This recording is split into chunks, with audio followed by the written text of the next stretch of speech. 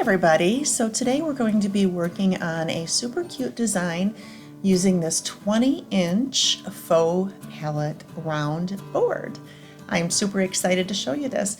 So the first thing that I've done is I took some chalk paste and watered it down quite a bit to make it more like a paint consistency as opposed to paste, and started putting it on the board using it as a base coat.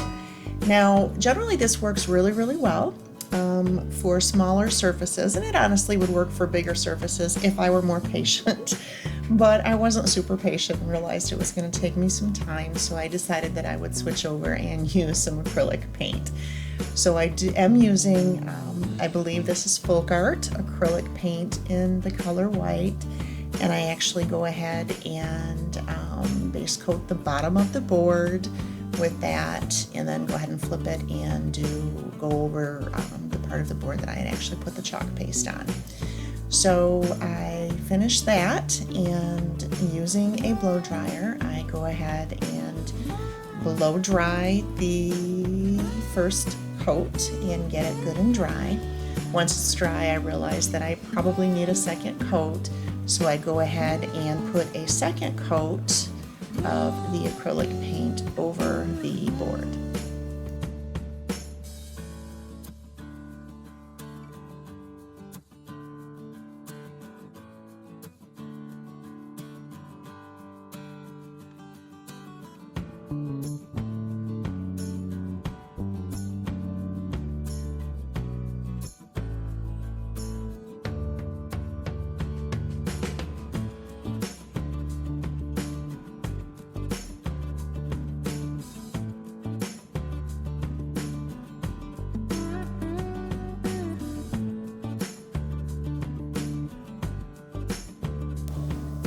Once I finish the second coat, I go ahead and dry it again with the dryer, and then decide to go around and do the edges of my board. Now this is a birch board that is about a ½ inch thick, and I wanted it to look finished, so I go ahead and I take the white acrylic paint and go around the edges of my board. Now I decide that I wanted it to be just a little more rustic, and so I actually take our gray chalk paste and water it down and decide to use it as a wash on my board.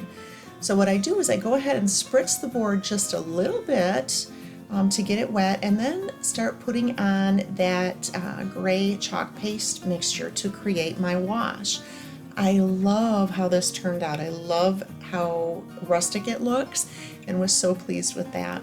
I do go ahead and dry that, and then actually go around again the edges of my board with the gray wash, just so that I can make sure that everything is nice and uniform and looks finished.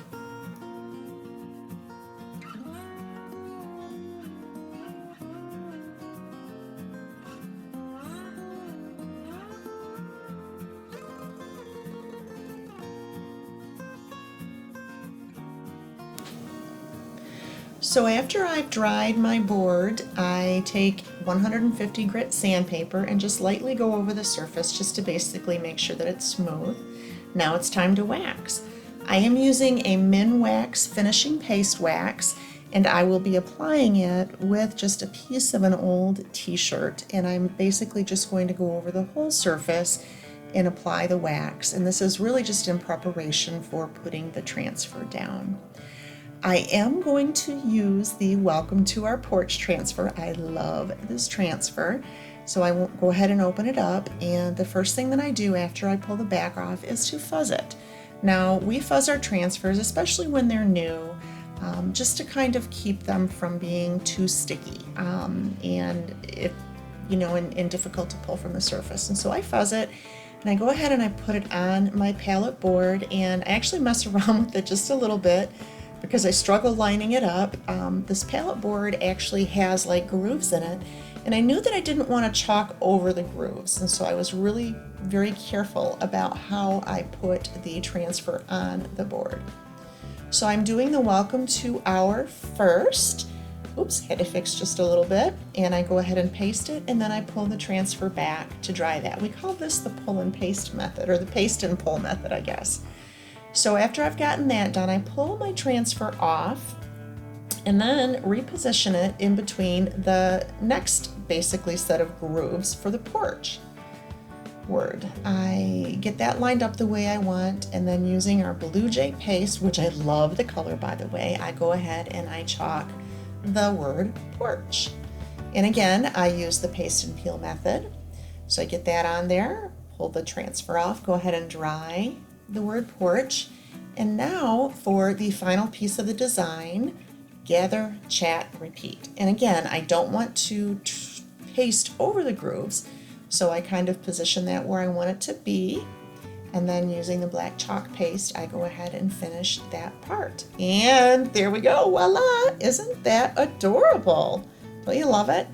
So when I pulled off the transfer, I actually kind of messed up the O just a little bit, and I didn't want to erase the whole thing, and so I decided to replace the transfer over the O and paste again. Just paste over that little area where I made the mistake. I do that, pull it up, and look at that. You can't even tell I made an error. So isn't it gorgeous?